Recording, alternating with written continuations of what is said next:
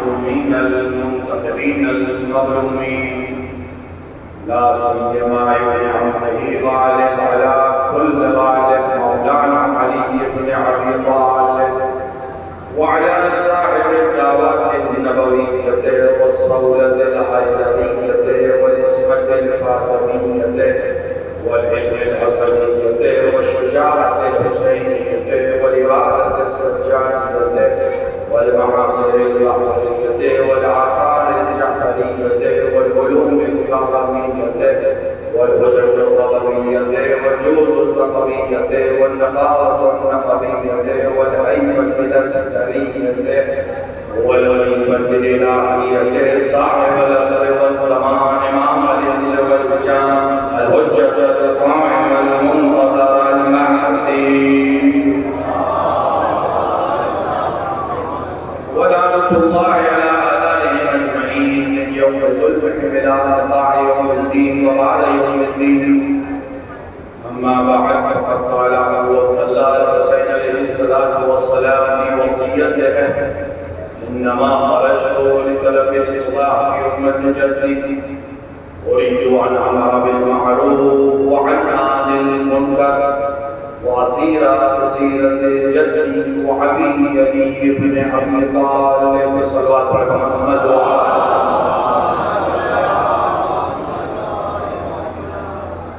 ارباب اعظم مدران سید الشہداء امام حسین علیہ السلام کی وصیت نامے کا جملہ، جس میں آپ نے اپنے اس عروج کو، اپنے مدینے سے نکلنے کے علل کو، اسباب کو اور مقاصد کو بیان کرتے ہوئے ارشاد فرمایا کہ میں مدینے سے نکل رہا ہوں تاکہ اپنے جد کی امت کی اصلاح کر سکوں، اور میں ارادہ کرتا ہوں کہ امر بالمعروف کروں اور نہی عن المنکر کروں، اور اپنے جد اور اپنے بابا علی مرتضیٰ کی سیرت کا عزت سکوں۔ اس وصیت نامے کے ذیل میں کچھ باتیں آپ کے سامنے اس مشرع مجالس میں پیش کی گئی، تقریباً آج ہم اس کے آخری مرحلے میں داخل ہو رہے ہیں، اور حق تو یہ ہے کہ اب کا مطلب ادا نہیں ہو سکا اور نہ ہو سکتا ہے، کیونکہ اگر ہزار والا سال تک بھی مشرع حسین کے کلام کی تشریح کرنا چاہے تو وہ تشریح ممکن ہے اور امام کی بات مکمل نہیں ہو سکتی، لیکن بہرحال جس حد تک بعنوان تبرک، بعنوان فہم، بعنوان ہدایت امام کے جملوں سے انسان اپنی زندگی کو سنوارنا شروع کر دے تو وہ یہ دعویٰ کر سکتا ہے کہ ہم آپ کے چاہنے والے ہیں، وہ یہ دعویٰ کر سکتا ہے کہ ہم آپ کے ماننے والے ہیں، وہ یہ دعویٰ کر سکتا ہے کہ ہم آپ کے شیعہ ہیں۔ اگر ان کے کلام پر اپنی زندگی نہیں گزار رہے ہیں تو یہ زبانی دعویٰ ہے، اور اس کی کوئی قدر نہ اس دنیا میں ہے نہ اس دنیا میں۔ قدر ہمیشہ عمل کی ہوتی ہے، قدر ہمیشہ اس بات کی ہوتی ہے جس پر ہم عمل پیدا کرتے ہیں۔ اگر ہم اپنے آپ کو امام کا چاہنے والا کہتے ہیں تو ہمیں عمل کے ذریعے ثابت کرنا ہوگا کہ ہم اپنے چاہنے والے ہیں۔ اور وہ لوگ جو حسین کے ساتھ کربلا میں آئے تھے، ان کا تو بڑے امتیاز یہی تھا کہ انہوں نے زبان سے لمبی تقریریں نہیں کی، انہوں نے الفاظ سے لفظیاں نہیں کی، بلکہ عمل کر کے دکھایا کہ اگر انہیں خدا 70 بار بھی حیات دیتا تو وہ حسین پر قربان ہونے کے لیے تیار تھا۔ خلاصہ اسلام کا یہ ہے کہ انسان اللہ کا مطیع ہو، اس کے رسول کا مطیع ہو اور اس کے حجتوں کا مطیع ہو۔ کوئی بھی عبادت تب تک عبادت نہیں ہے جب تک وہ اطاعت کے ساتھ نہ ہو اور اللہ کی طرف جانے کے لیے نہ ہو۔ ساری نمازیں، سارے روزے، ساری عبادتیں تبھی عبادت کہلائیں گی جب اس کا ہدف صرف اور صرف اللہ کی اطاعت ہو۔ اگر اللہ کی اطاعت کے علاوہ کہیں سے بھی 1% بھی کسی اور چیز میں اس کو شریک کیا جا رہا ہے، وہ سب کچھ ہو سکتا ہے، عبادت نہیں ہو سکتی، کیونکہ عبادت تبھی ہے جب وہ خالصتاً اللہ کے لیے کی جائے۔ اسلام میں دوسرے مذاہب پر جو اپنے آپ کو فوقیت یا خدا نے اس کو فوقیت دی، اس کی خاص وجہ یہی ہے کہ اس نے صرف تھیوری نہیں پیش کی، بلکہ عملی نمونے پیش کیے جو اللہ کی اطاعت کر کے، اللہ کی بندگی کر کے، اللہ کی عبادت کر کے یہ ثابت کریں کہ بندگی کسے کہتے ہیں، عبادت کسے کہتے ہیں۔ ہمارے شوق کا یا ہمارے ذوق کا نام عبادت نہیں ہے، بلکہ اللہ کی اطاعت کا نام عبادت ہے۔ خداوند عالم کا کرم ہے ہم انسانوں پر کہ اس نے ہم انسانوں کے درمیان انسان جیسا بھیج کر ہمارے لیے آسانیاں پیدا کی کہ یہ تمہاری طرح سڑکوں پہ ہوگا، یہ تمہاری طرح گھر میں رہے گا، اس کی بھی اولاد ہوگی، اس کی بھی ازواج ہوگی، دنیا کی مشکلوں میں یہ بھی گرفتار ہوگا، لیکن یہ اپنے اللہ کی اطاعت کر کے تمہیں یہ سکھائے گا کہ مشکلوں میں بھی اطاعت کی جا سکتی ہے، پریشانیوں میں بھی عبادت کی جا سکتی ہے۔ اطاعت کے 3 مرحلے ہیں۔ پہلا مرحلہ ہے اللہ کی اطاعت کرنا، دوسرا مرحلہ ہے رسول کی اطاعت کرنا، اور تیسرا مرحلہ ہے امام یا اولی الامر کی اطاعت کرنا۔ تینوں کا بازگشت اسی اللہ کی اطاعت کی طرف۔ اللہ کی اطاعت ذاتی ہے، رسول کی اطاعت اللہ کے حکم سے ہے، اور اولی الامر کی اطاعت بھی اللہ کے حکم سے ہے، اور یہ تینوں ساتھ میں چاہیے۔ اگر کوئی یہ کہے کہ ہم اللہ کی تو اطاعت کریں گے لیکن ہم رسول کی بات نہیں مانیں گے تو گویا وہ اللہ کی بھی اطاعت نہیں کرتا۔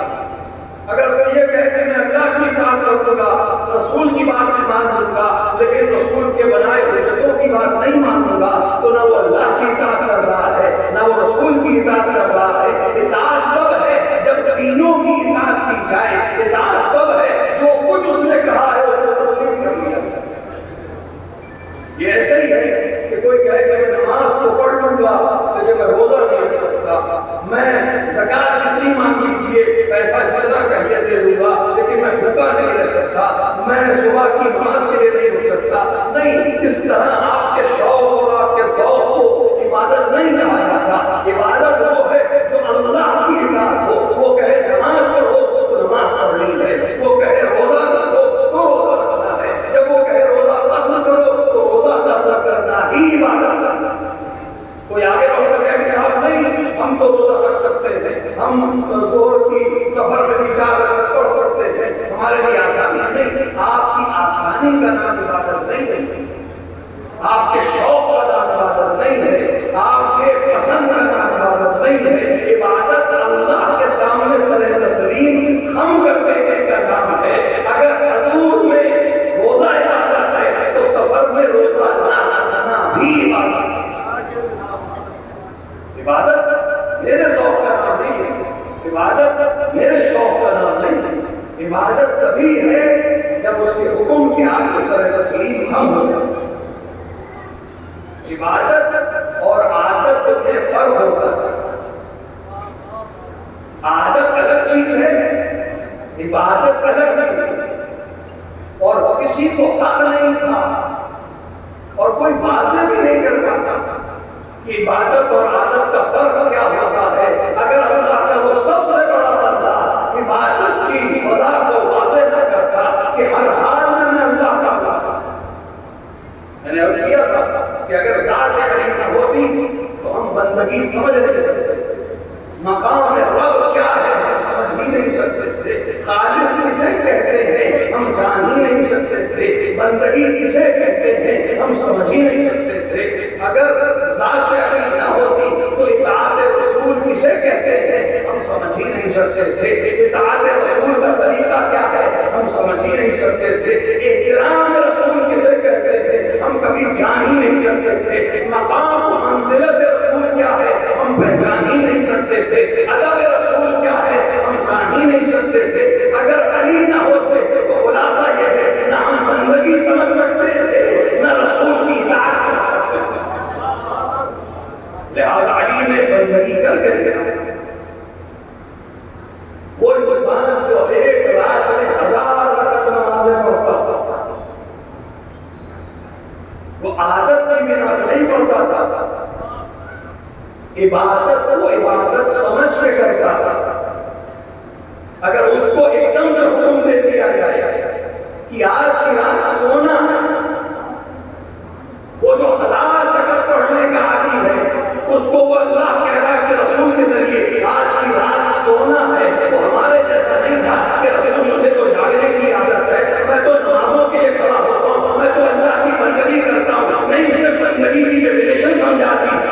بندگی ہزار رکعت نماز کو نہیں کہتے، بندگی اپنے پروردگار کے سامنے تسلیم ہونے کو کہتے ہیں۔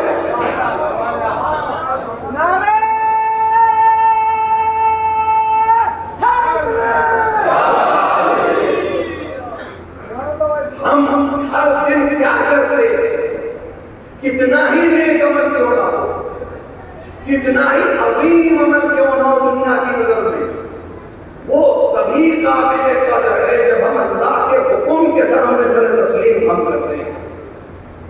علی نے بندگی کا معیار سمجھا دیا، ورنہ علی کہتے یا رسول اللہ میں 1000 رکعت نماز پڑھنے کا عادی ہوں، میں ہر رات اللہ کی عبادت کرتا ہوں، نمازیں پڑھتا ہوں، سجدے کرتا ہوں، رکوع میں گزارتا ہوں، آپ مجھ سے سونے کو کہہ رہے ہیں؟ نہیں، علی نے صرف ایک سوال کیا، کیا میرے سو جانے سے آپ کی جان بچ جائے گی؟ یعنی کہ ہے کہ مجھے اپنی نمازوں کی فکر نہیں ہے، مجھے اس کی فکر نہیں ہے کہ میں کتنا قیام لیل و نہار کرتا ہوں، مجھے اگر فکر ہے تو یہ ہے کہ آپ کی جان بچے گی یا نہیں، اور میں یہ عمل کر کے اللہ کی اطاعت کر رہا ہوں کہ نہیں۔ اگر اللہ کا حکم ہے تو جس طرح میں 1000 رکعت نماز خلوص سے پڑھتا تھا، آج سو کر بھی اسی طرح دکھاؤں گا۔ نہ میری نماز میں کوئی مقابلہ کرے گا، نہ میرے سونے میں کوئی مقابلہ کرے گا۔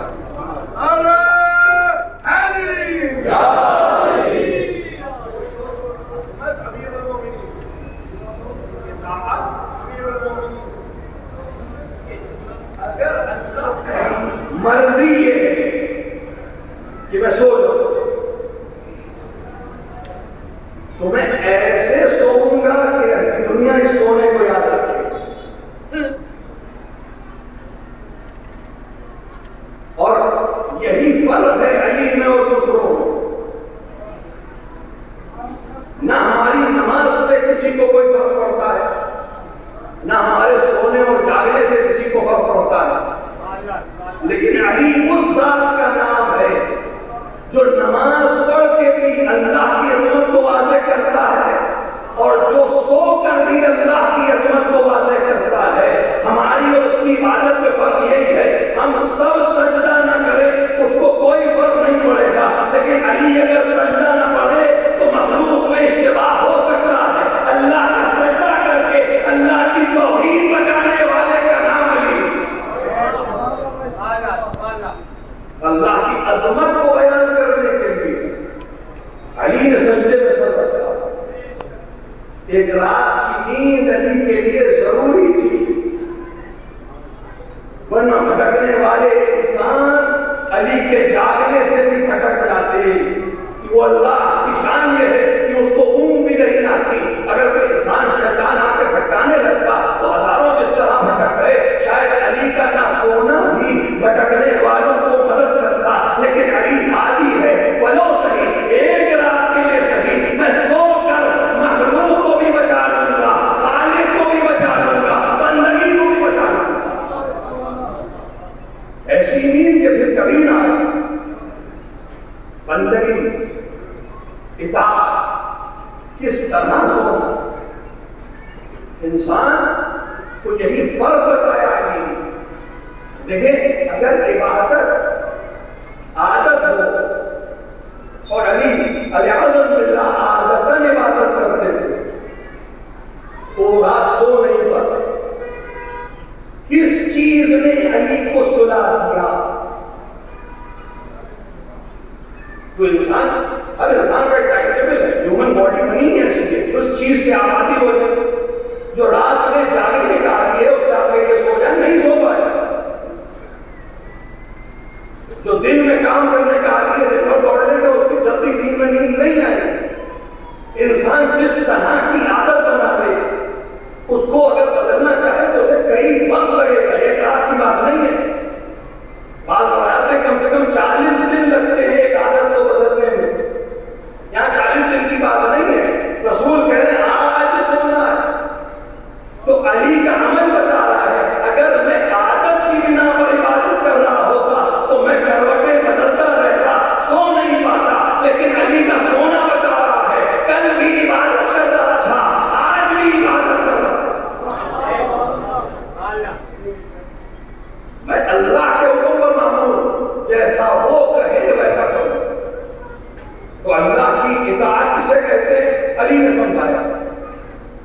رسول کی اطاعت کسے کہتے ہیں؟ یہ بھی علی نے سمجھایا۔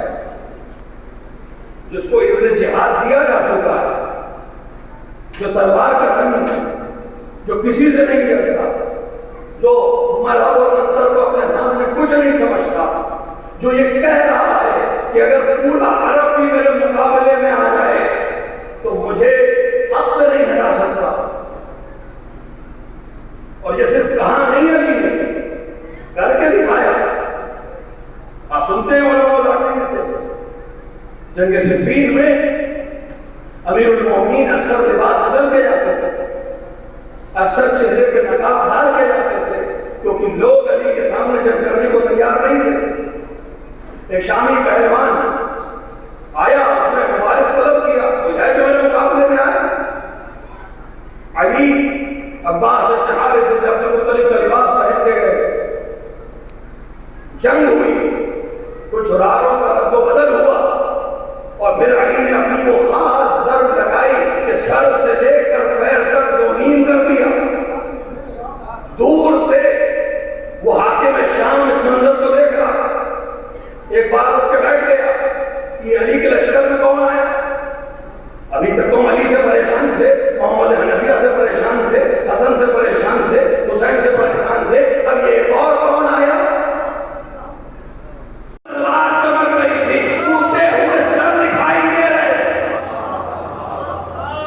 تو علی صرف دعویٰ کرنے والا نہیں ہے۔ اگر اس نے کہا کل عرب میرے مقابلے میں آ جائے تو ابو تراب کو ہلا نہیں سکتا، اس نے عمل کر کے دکھایا۔ کل عرب آ جائے تب بھی وہ لشکر میں داخلے کی ضرورت رکھتا تھا۔ لیکن اسی علی سے اگر رسول کہہ دے کہ یا علی آج ہم صلح کریں گے، تو علی کہہ دیتے ہیں اسے لکھوا لیجیے، اسے لکھوا لیجیے، جنہوں نے کبھی تلوار نہ اٹھائی اسے لکھوا لیجیے۔ نہیں، علی نے تلوار کو رکھ کر قلم ہاتھ میں اٹھا کر بتایا اسلام کی فتح قلم سے بھی میرے ہاتھ سے ہوگی، تلوار سے بھی میرے ہاتھ سے ہوگی، کیونکہ میں اللہ کا بھی مطیع ہوں، رسول کا بھی مطیع ہوں۔ علی نہ ہوتے ہم نہیں جان سکتے تھے اطاعت پیغمبر کسے کہتے ہیں، احترام پیغمبر کسے کہتے ہیں، عظمت سے پیغمبر کیا ہے، ادب پیغمبر کیا ہے، کس طرح سے اللہ کی عبادت ہوتی ہے، کس طرح سے رسول کی اطاعت ہوتی ہے، یہ علی نے بتایا۔ اور اطاعت کا تیسرا مرحلہ امام کی اطاعت۔ علی نے اللہ کی اطاعت سکھا دی، علی نے رسول کی اطاعت سکھا دی، لیکن یہ مرحلہ ایسا ہے کہ یہ علی سکھانا بھی چاہیں تو سکھا اس لیے نہیں سکتے کہ خود امام ہے۔ کوئی اپنی اطاعت کرنا کیسے سکھائے؟ اطاعت دوسرے کی کرنا سکھائی جا سکتی ہے، اپنی اطاعت کیسے ہو یہ شخص خود نہیں سکھائے گا۔ اور علی حاجی کا نام ہے، علی پیشوا کا نام ہے، علی مربی کا نام ہے، علی امام کا نام ہے، کہیں تاریخ تشنا نہ رہ جائے۔ میں نے اللہ کی عبادت سکھا دی، میں نے رسول کی اطاعت سکھا دی، لیکن بندوں کے لیے ایک مرحلہ ابھی باقی ہے، انہیں اپنے امام کی اطاعت کرنا بھی آنی چاہیے۔ میں خود امام ہوں، لہذا میں اپنی اطاعت کر کے نہیں دکھا سکتا، ضروری ہے کوئی اور ہو جو امام کی اطاعت کر کے سکھائے امام کی اطاعت کیسے ہوتی ہے۔ یہی سوچ کر ایک بار علی نے نماز شب میں ہاتھوں کو اٹھایا، خدایا مجھے ایسا بیٹا عطا کر جو اپنے امام کی اطاعت کر کے دنیا کو اطاعت کی تعلیم سکھا۔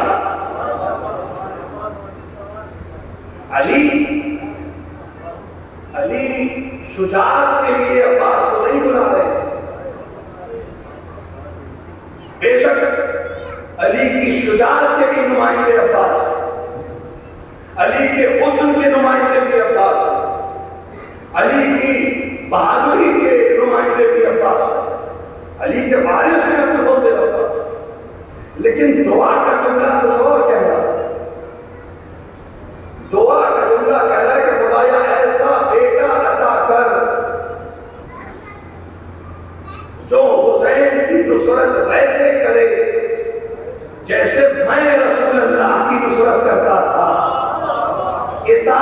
اطاعت کیسے کی جاتی ہے؟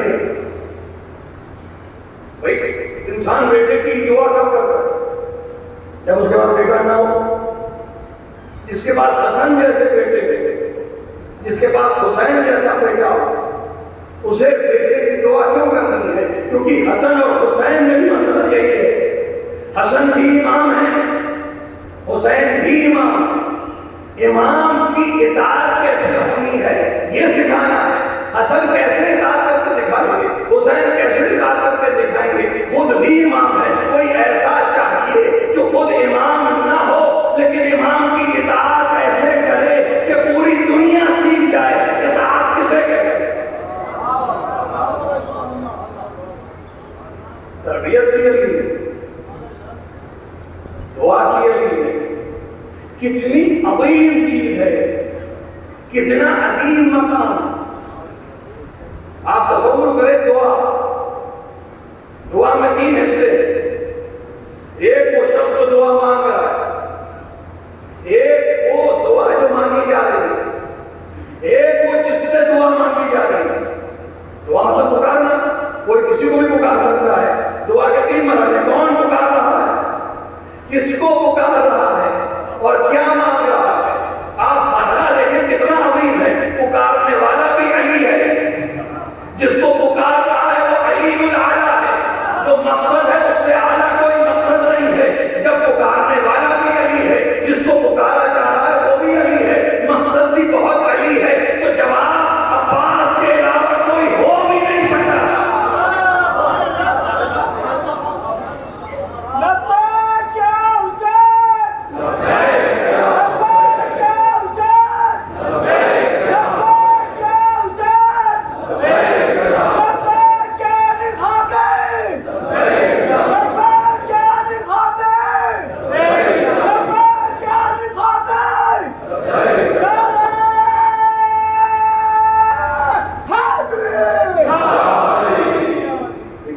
جو مجھے بات میں دیکھنی ہے وہ آپ ابھی برداشت کر لیجیے. سلوات پڑھتے ہوئے آ گیا. آج تو علم اٹھانے لگے نا، آج تو آگے آ گئی. ایک اور سلوات پڑھو محمد والے.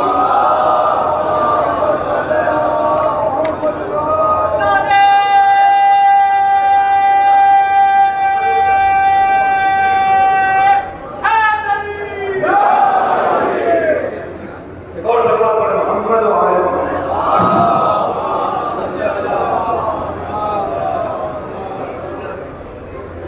ایک اور سلوات پڑھو محمد وعلی.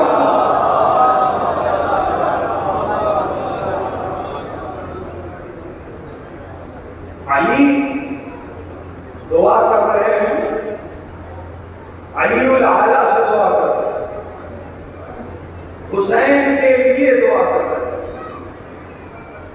تو ظاہر ہے کہ جو ادھر سے عطا ہوگی وہ بھی اعلیٰ ترین چیز ہوگی. خدا نے علی کی دعا کو قبول کیا. عباس جیسا نام یوسانی علی بن. کیا عظمت ہے ابوالفضل عباس. ایک واحد شخصیت، ایک ایسی ذات کا نام ہے کہ اکیلی ہے لیکن اس کا اثر دونوں لشکروں پر. اگر کربلا کے میدان میں عباس کھڑے تو دونوں لشکروں پہ اس کا اثر ہے. ایک لشکر میں سکون اس لیے ہے کہ عباس ہے، ایک لشکر میں بے چینی اس لیے ہے کہ عباس ہے. ایک لشکر سکون سے سو رہا ہے کہ عباس ہے، ایک لشکر کی آنکھوں کی نیند اڑی ہوئی ہے کہ عباس ہے. کربلا سے خط پہ خط لکھے جا رہے ہیں، اس رسالت کو کہ اور لشکر بھیجو.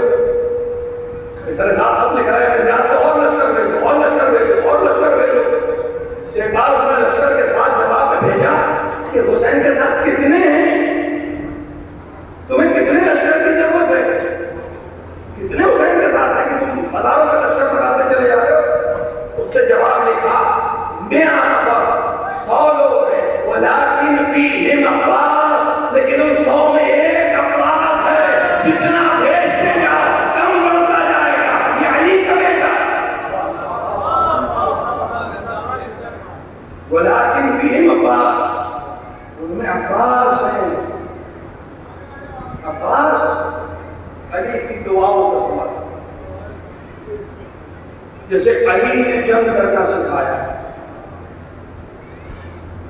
جس کا انتظام علی نے یہ کیا ہے کہ ظرف جس ظرف میں یہ تخلیق ہو وہ بھی شجاع ترین ظرف ہو، کسی طرف سے کوئی کمی نہ ہو۔ اسی لیے تاریخ ملتا ہے ابو الفضل عباس کے جو نانا تھے وہ عرب کے شہسواروں میں سے شہسوار، اور نیزہ برداری میں ان کا کوئی جواب نہیں۔ جب وہ نیزہ چلاتے تھے تو سامنے والے کو خبر نہیں ہوتی تھی، اتنی تیزی سے نیزے کو اپنے ہاتھ پہ نچاتے تھے کہ سامنے والا اس کی چرخش میں گم ہو جاتا تھا، اور اتنی یکایک ایک دم سے وہ نیزہ سیدھا ہو کے قلب میں گزرتا تھا، اسے خبر بھی نہیں ہوتی تھی کب نیزہ آ گیا۔ اس علم کا وراثت عباس کو ملی، لہٰذا عباس جب ہاتھ میں نیزہ لیتے تھے دشمن آگے نہیں آتا تھا، یہ وراثت والا فن تھا۔ ابو الفضل عباس کو امیر المومنین سے جو ایک چیز ملی، بہت سی چیزیں ملی، ان میں سے ایک چیز ملی جو بعض علماء نے بیان کی ہے فن وراثت میں۔ امیر المومنین کے ماتھے پہ ایک رگ تھی، جب امیر المومنین غیظ اور غضب میں آتے تھے وہ پڑھنے لگتے ابھر آتی تھی، لہذا امیر المومنین ایک زرد رنگ کا رومال ماتھے پہ باندھتے تھے تاکہ اس رگ کو دبا سکیں۔ اولاد علی میں کسی کے پاس یہ رگ نہیں تھی سوائے ابو الفضل عباس کے۔ ابو الفضل عباس کے ماتھے پہ وہی رگ تھی، اور جیسے ہی غیظ و غضب میں آتے تھے وہ اسی طرح سے پھولنے لگتی تھی جیسے علی کے ماتھے پہ پھولتی تھی۔ فرق صرف اتنا تھا، علی رومال سے باندھتے تھے لیکن عباس کے لیے حسین کا ہاتھ کافی تھا، عباس کے باندھنے پر حسین ہاتھ رکھتے تھے، یہ رگ قابو میں آ جاتا۔ علی سکھا رہے ہیں، تلوار چلانا سکھا رہے ہیں، دفاع کرنا سکھا رہے ہیں، اطاعت کرنا سکھا رہے ہیں، بندگی کسے کہتے ہیں سکھا رہے ہیں۔ بعض علماء نے لکھا ہے کہ ابو الفضل عباس کو جنگ کے ہنر سکھاتے سکھاتے ایک دن علی نے کہا کہ آج کی شب میرے باغ کی حفاظت تمہاری ذمہ داری، کوئی باغ میں داخل نہ ہونے پائے۔ ابو الفضل عباس معمول ہو گئے شب میں، نصف شب کے نزدیک ایک سوار باغ سے نزدیک ہوا۔ عباس نے اس کے راستے کو روکا کہ میرے بابا نے اجازت نہیں دی ہے، کوئی اس باغ میں داخل نہیں ہو سکتا، میری اجازت نہیں ہے، میں معمول ہوں۔ اس نے تلوار نکالی، ظاہر ہے کہ تلوار نکالنے کے بعد عباس سے بھی تلوار نکالی، میں علی کا شاگرد ہوں۔ دونوں میں واروں کا رد و بدل ہوا، نہ یہ غالب آ رہے ہیں نہ وہ غالب آ رہے ہیں، یہاں تک کہ اذان صبح کا وقت نزدیک ہوا، وہ سوار واپس آ گئے۔ ابو الفضل عباس بھی نماز کے لیے امیر المومنین کے پاس پہنچے۔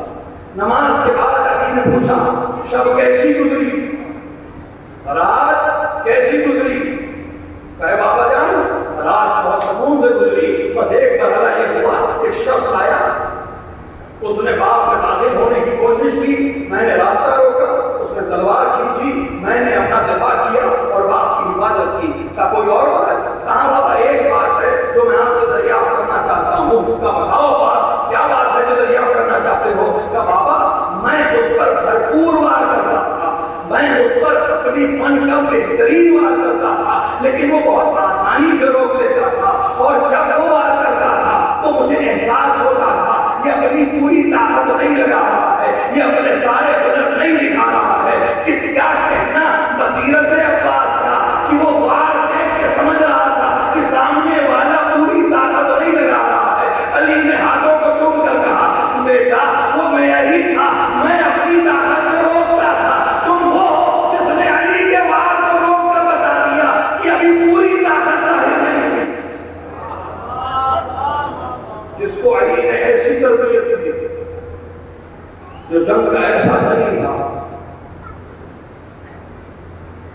علی نے اس کو ذخیرہ کیا۔ صفین جو بہترین میدان تھا آزمائشوں کا، بہترین میدان تھا شجاعت کو تولنے کا، بہترین میدان تھا اطاعت کو تولنے کا، بہترین میدان تھا وفاداریوں کو تولنے کا۔ صفین میں لوگوں نے دیکھا کہ خیمہ علی سے علی نکلے، لشکر شام کی طرف بڑھے، لشکر شام سے ایک پہلوان آگے بڑھا، مقابلہ ہوا، اس نے اسے دو نیم کیا۔ اس پہلوان کے بھائی نے آگے بڑھ کر اپنے بھائی کا بدلہ لینے کی کوشش کی، دوسرا فنار ہوا، تیسرا بھائی آگے بڑھا، تیسرا فنار ہوا، بعض میں ہے 4، بعض میں ہے 7 بھائیوں کو قتل کیا۔ اب انتقام کے شعلے کے ساتھ ظاہری طور پر علی کے مقابلے میں آیا، علی نے اس کو بھی دونوں کیا۔ ایک بار لشکر میں کھلبلی مچی، اب اگلا لشکر آگے بڑھنا چاہتا ہے، لوگوں نے دیکھا علی لشکر میں ڈر آئے ہیں، تلوار چل رہی ہے، سر کٹ کٹ کے گر رہے ہیں۔ اسی اثنا میں ادھر علی کا لشکر رک کے صرف چین سے جنگ کو دیکھ رہا ہے۔ علی جب آ گئے ہیں تو ہمیں لڑنے کی ضرورت ہی نہیں ہے، تلوار چلتی رہی، لوگ علمان الحفیظ کہتے رہے۔ یک شام کے لشکر نے ایک عجیب منظر دیکھا، خیمہ علی سے پردہ دوبارہ اٹھا، ایک اور علی باہر آئے، اب ہر طرف ادھر بھی علی ہے، ادھر بھی علی ہے، ادھر بھی علی بڑھ رہے ہیں، ادھر بھی علی بڑھ رہے ہیں۔ واقف ہو اے علماء، علماء کی سزاؤں میں لوگ پریشان ہیں، یہ والے علی ہیں کہ یہ والے علی ہیں، اس علی کو روکے، اس علی کو روکے۔ جنگ دونوں طرف سے ٹھہر گئی، ایک بار علی دوسرے علی کے نزدیک گئے، چہرے سے نقاب کو اٹھایا، ہذا ابنی، ہذا ابو الفضل عباس ابنی، ایک سلام پڑھے محمد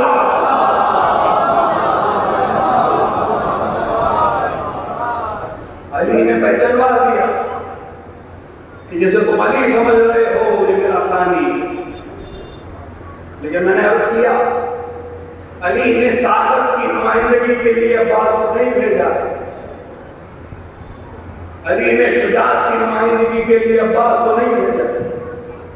علی کی شجاعت کے بہت سے نمائندے کربلا میں، علی کی ہیبت کے بہت سے نمائندے کربلا میں۔ کیا علی اکبر علی کے نمائندے نہیں ہیں؟ کیا قاسم علی کے نمائندے نہیں ہیں؟ کیا عون محمد علی کے نمائندے نہیں ہیں؟ ارے علی کی شجاعت کے لیے تو وہ بے شیر تبسم کافی ہے جو علی کی شجاعت کی گواہی دے رہا تھا۔ میرا قوم، میرا دادا میدان میں مسکراتا تھا، میں بھی مسکرا کر تمہارا مقابلہ کروں۔ علی کی شجاعت کے نمائندے بہت ہیں کربلا میں۔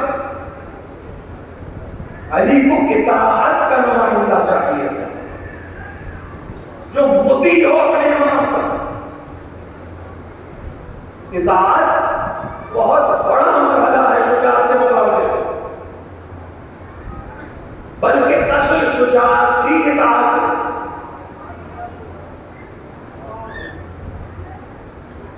اگر مطیع ہے تبھی شجاعت ہے، اسی کو شجاعت کہتے ہیں۔ اللہ کو کربلا جانا نصیب کرے۔ تصور انسان کرے کربلا کس کا حرم ہے؟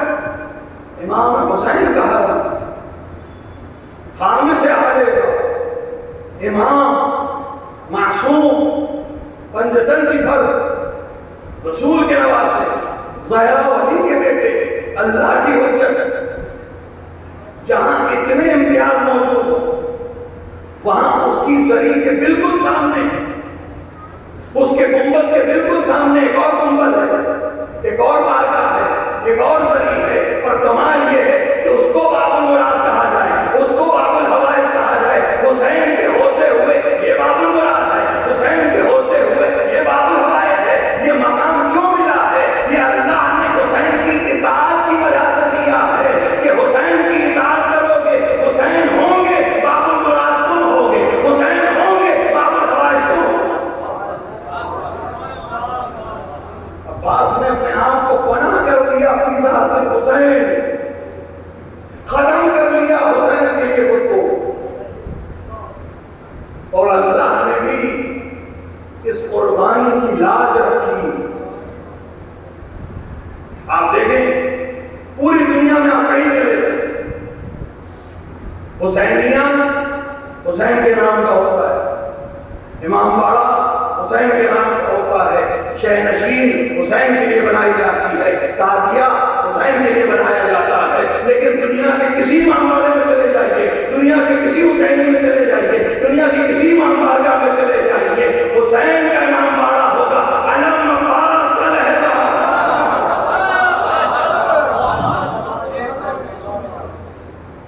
تازیہ حسین کا چلے گا لیکن آگے علم عباس کا چلے گا۔ تم نے ایسی اطاعت کی ہے کہ مجھ تک کوئی پہنچ ہی نہیں سکتا جب تک وہ تمہاری معرفت حاصل نہ کرتا۔ علماء نے لکھا ہے کہ خداوند عالم کے جتنے صفات جمالیہ ان سب کا اس دنیا میں مظہر حسین ابن علی ہے۔ اگر جمال الہی دیکھنا چاہتے ہو تو حسین کی طرف دیکھو، کرم الہی دیکھنا چاہتے ہو حسین کی طرف دیکھو، حسن الہی دیکھنا چاہتے ہو حسین کی طرف دیکھو، کرم دیکھنا چاہتے ہو حسین کی طرف دیکھو، رضاقیت دیکھنا چاہتے ہو حسین کی طرف دیکھو، اطاعت دیکھنا چاہتے ہو حسین کی طرف دیکھو۔ جتنی بھی صفات جمالیہ الہی ہیں یہ سب حسین میں ہے، اور حسین تک پہنچنے کے دروازے کا نام عباس۔ امکان ہی نہیں ہے کہ کوئی حسین تک پہنچ جائے اور عباس کی اجازت نہ ہو۔ بعض علماء کا دستور ہے کہ جب وہ کربلا جاتے ہیں تو زیارت کا غسل کرنے کے بعد پہلے عباس کے حرم میں جاتے ہیں کہ علمدار آپ ہیں، نگہبان آپ ہیں، میں حسین کی زیارت کے لیے جانا چاہتا ہوں، پہلے آپ اجازت دیجیے تاکہ میں مولا کی زیارت پر جا سکتا ہوں۔ آپ نگہبان ہیں، آپ پاسدار ہیں۔ یہ مقام کیوں ملا؟ یہ مقام اطاعت کا مقام، مطیع۔ حسین جب 28 کو نکلے، راستے میں اپنے برائے دوست دشمن ہر طرح کے لوگوں نے حسین کو رائے دی، مشورہ دیا، ٹوکا، سمجھایا، ڈرایا، سوال کیا، لیکن 28 رجب سے لے کر 10 محرم تک اگر کوئی ذات ایسی ہے جو حسین کے ساتھ ساتھ چل رہی ہے لیکن نہ اس نے کبھی سوال کیا، نہ اس نے کبھی مشورہ کیا، نہ اس نے کبھی کسی طرح کا اعتراض کیا، یہ وہ ذات سوائے الفضل عباس کے کوئی ذات نہیں ہے۔ حسین جو کہتے چلے جا رہے ہیں عباس کرتے چلے جا رہے ہیں، ورنہ سالار لشکر ہونے کی حیثیت سے کبھی رائے بھی دے سکتے تھے، کبھی مشورہ بھی دے سکتے تھے، لیکن مطیع یہ محض ہے امام، مطیع اپنے امام کے حکم کے، جو میرا امام چاہتا ہے میں وہی چاہتا ہے۔ اور یہ آسان نہیں تھا۔ آپ تصور کریں جو علی کی دعا کی طرف سے اگر آپ دیکھنا شروع کریں تو ولادت سے پہلے سے کربلا سن رہے ہیں۔ ولادت ہوئی، ماں نے انہیں کیا آغوش میں لیا، امیر المومنین نے اپنی تصویر کو دیکھا، پیشانی کا بوسہ لیا، آنکھوں کو چوما، ہاتھ پر نظر پڑی کہ کیا کیا۔ ماں نے پوچھا گریے کا سبب، کیا میرے بچے میں کوئی کمی؟ کہ نہیں، میری تصویر ہے، اس میں کوئی کمی نہیں ہے، گریا اس لیے کہ یہ بازو کر حسین کی نصرت میں کاٹے جائیں۔ پہلا جملہ جو عباس نے سنا آغوش علی میں وہ کربلا، صفین میں علی نے تعارف کرا دیا، ایک دن اس نے جہاد دے دیا، پھر یہی کہا عباس تم کربلا کا ذخیرہ۔ شب 21 سے وصیتیں کر رہے ہیں، سب کو حسن کے حوالے کیا، لیکن حسین کے حوالے عباس کو کرتے ہوئے کہا عباس حسین کا خیال رکھو، تم کربلا میرے نمائندے ہو۔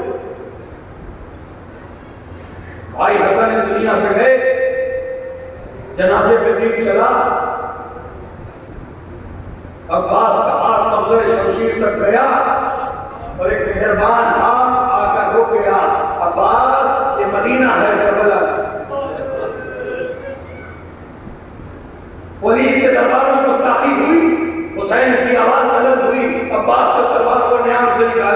حسین نے یہی کہہ کر تو خاموش کیا تھا، عباس یہ میرے جد کا مدینہ ہے، کربلا نہیں۔ آپ سب، ہم سب 2 محرم کو عام طور سے حسین کا غروب پڑھا جاتا ہے۔ 2 محرم کو جب حسین کربلا پہنچے تو روایت پڑھی جاتی ہے تو حسین نے زمین کا نام پوچھنا شروع کیا، مختلف لوگوں نے مختلف نام بتائے، اور جب کسی نے کہا اس زمین کو کربلا بھی کہتے ہیں تو حسین گھوڑے سے زمین پر تشریف لائے یہ کہتے ہوئے اعوذ باللہ من کرب و بلا، خدا کرب و بلا سے مجھے پناہ دے۔ یہ جملہ سب پڑھتے ہیں، یہ تاثر سب پیش کرتے ہیں، لیکن میرا دل یہ سوال کرتا ہے، سوال ہے کسی تاریخ میں نہیں ہے، کسی متکلم نے بیان نہیں کیا، لیکن جب حسین کے سامنے لفظ کربلا آیا، حسین کا عمل سب نے دیکھا، حسین کا جملہ سب نے سنا، لیکن جب جریر نے سنا ہوگا کہ اس زمین کو کربلا کہتے ہیں، عجب نہیں ایک بار شیر نے لڑائی کی ہو، اچھا یہ وہی کربلا ہے جس کے لیے مجھے بلایا گیا ہے، اب میں صفین کی عظیم ہوئی جنگ کو یہی پورا کروں گا، علی کی لگی ہوئی زدت کا بدلہ یہی لینا ہے، حسن کی گئی گستاخی کا جملہ یہی لینا ہے، یزید کے دربار کی گستاخی کا جواب یہی ہونا ہے۔ اور یہی وجہ ہے کہ جب 4 محرم کو خیمے ہٹانے کی بات ہوئی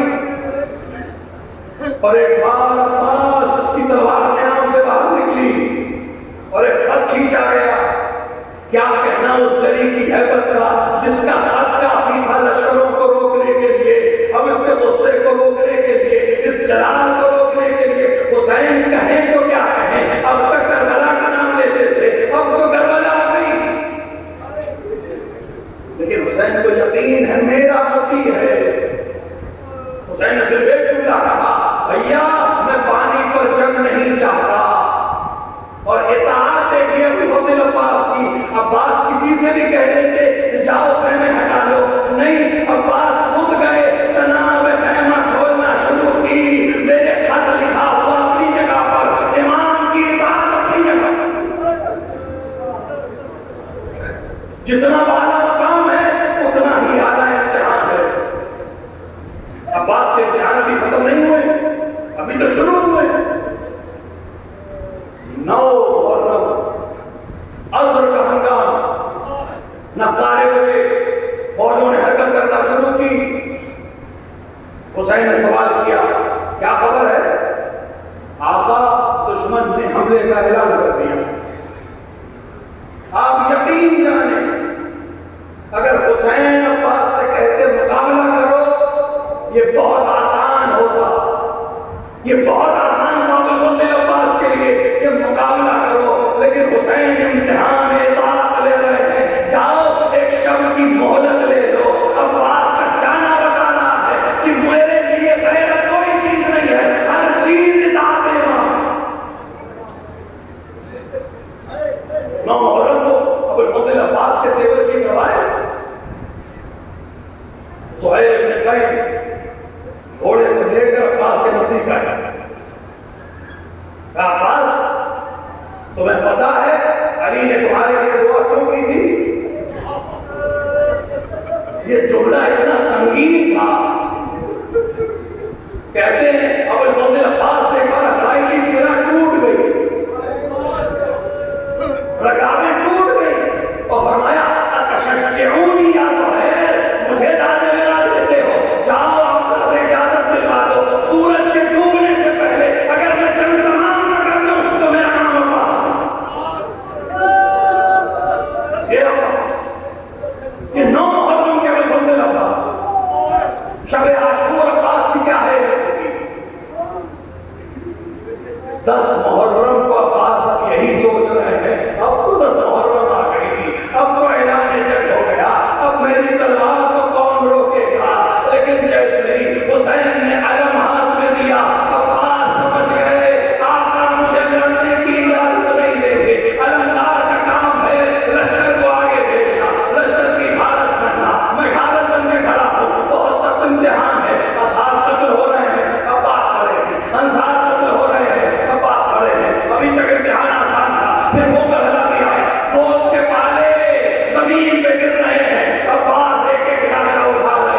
یہاں تک کہ وہ مرحلہ بھی آ گیا، اجرکم اللہ، وہ مرحلہ آ گیا کہ 32 سالہ جوان حسین کے سامنے ہاتھ جوڑ کر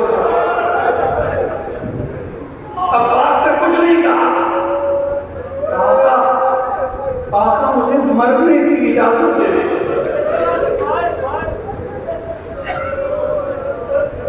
حسین کا جملہ قیامت ہے، پورا مرثیہ ہے حسین کا جملہ، بھیا تم بھی جانا چاہتے ہو، تم تو میرے دل کے حارس ہو، تم میرے لشکر کے علمدار ہو، ارے ہمیشہ خاموش رہنے والا عباس ایک بار رویا ہوا، آقا وہ لشکر ہی کہاں رہا، اب جہاں لشکر ہے وہی علمدار۔ اجرکم اللہ، اجرکم اللہ۔ حسین نے ایک بار عباس کو دیکھا، بھیا جانا ہی چاہتے ہو تو ان بچوں کے لیے سبیل آپ کرتے جاؤ۔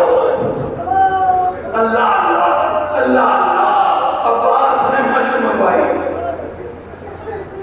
نہ جانے سکینہ نے کس نیت سے وہ مشق دی تھی، اور نہ جانے عباس نے کس نیت سے وہ مشق علم میں باندھی تھی کہ صدیاں گزر گئی، آج تک علم میں مشق لٹک کے بتا رہی ہے۔ کبھی کبھی تو ایسا محسوس ہوتا ہے جیسے ننھی سکینہ عباس کے گلے لگی۔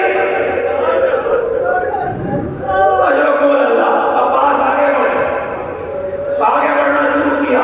5000 کا لشکر دریا میں معمور ہے، سب پانی پی سکتے ہیں، حسین کے خیموں میں پانی جانے کی اجازت نہیں ہے، لیکن اللہ اللہ حیرت عباس ہے، کوئی عباس کو روک نہ سکا، دریا میں داخل ہوئے، مشق کو بھرا۔ آپ نے سکی ہوئی مشق دیکھی ہے؟ مشق ایسے ہی نہیں بھر لی جاتی، مشق پہلے تر کی جاتی ہے، آمادہ ہوتی ہے، تب اس کا دہن اس لائق ہوتا ہے، اس میں پانی چلا